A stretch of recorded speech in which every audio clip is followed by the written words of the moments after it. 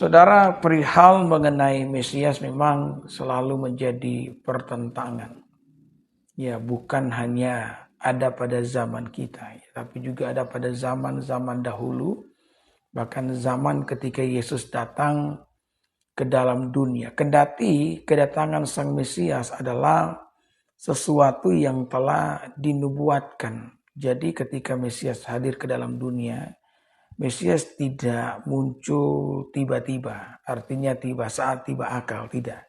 Kehadiran Mesias telah dinubuatkan dan nubuatan mengenai kehadiran Mesias itu melimpah di dalam perjanjian lama, ya. Maka tentu saja dengan adanya nubuatan-nubuatan tersebut seharusnya orang-orang Farisi, ahli Taurat, alim ulama, bahkan khususnya orang Yahudi mengerti baik bahwa Mesias itu akan hadir di tengah-tengah setiap mereka untuk membawa kebebasan atau untuk membawa pelepasan. Tetapi yang kemudian orang-orang yang seharusnya percaya dengan Mesias menjadi kelompok orang-orang yang menolak akan kehadirannya. Ya, seperti ahli Taurat, ahli Farisi, mereka menolak kehadiran daripada Mesias atau Yesus Kristus. Kenapa demikian?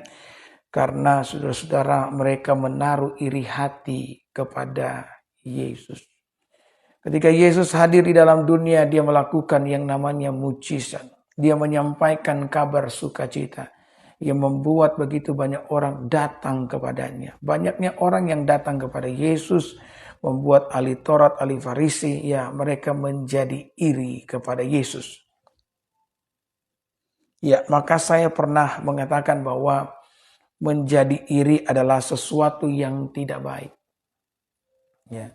Iri hati menyebabkan banyak kerusakan di dalam kehidupan seorang anak manusia.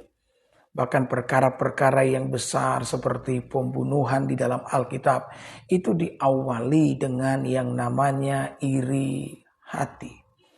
Bagaimana ketika Kain iri hati kepada adiknya Habel? Dia iri kenapa? Karena persembahannya ditolak oleh Tuhan sementara persembahan Habel diterima oleh Tuhan. Seharusnya ketika Kain menjadi seorang pria yang dewasa, dia perlu belajar dari pengalaman saja. Ya kan? Bagaimana ketika persembahannya ditolak, maka seharusnya dia belajar dari pengalaman. Bukannya saudara-saudara menaruh iri hati dendam kepada adiknya sendiri. Karena pada akhirnya kita tahu saudara-saudara persembahan diterima atau ditolak itu adalah hak prerogatifnya Tuhan. Ya. Bukan masalah daripada Habel. Itu haknya Tuhan untuk menerima atau menolak sebuah persembahan. Nah, kita mengatakan bahwa Tuhan menerima persembahan yang diberikan oleh Habel. Kenapa? Karena persembahan yang diberikan oleh Habel itu persembahan dengan segenap hati. Tuhan mampu melihat segala sesuatu, bahkan dia mampu melihat isi hati saudara. Maka ketika kita memberikan persembahan kepada Allah, berikanlah dengan segenap hati saudara, agar persembahan kita diberkati oleh Tuhan. Maka Kain menjadi iri hati. Di dalam iri hatinya saudara-saudara, maka Kain berikhtiar untuk membunuh adiknya sendiri. Sudah bisa bayangkan, di dalam keluarga bunuh-bunuhan bisa terjadi. Karena didasari oleh yang namanya iri hati. Didasari oleh yang namanya kebencian.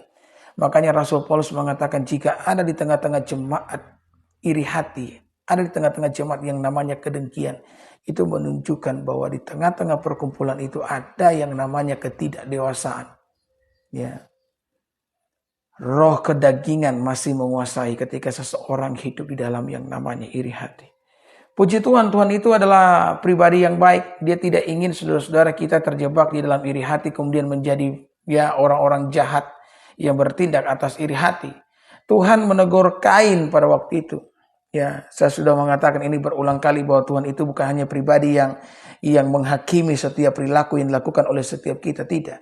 Tapi dia pribadi yang mengintervensi hati kita. Ya, Tuhan memberikan kepada kita Roh Kudus di dalam hati nurani kita. Dia memberikan Roh Kudus agar ketika saudara melakukan apa yang salah, saudara merasa bersalah.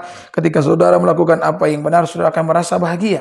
Saya katakan kemarin bahwa hati nurani adalah kompas moral yang menuntun kita untuk hidup jujur supaya antara perkataan dan tindakan kita ada yang namanya keselarasan. Tuhan menegur Kain. Tuhan suka dengan orang-orang yang mau berubah karena teguran. Ya, ketimbang mereka yang hanya mau berubah karena sebuah pukulan. Ya. Memang ada orang yang mau berubah karena teguran, ada juga yang hanya akan berubah ketika mengalami sebuah pukulan.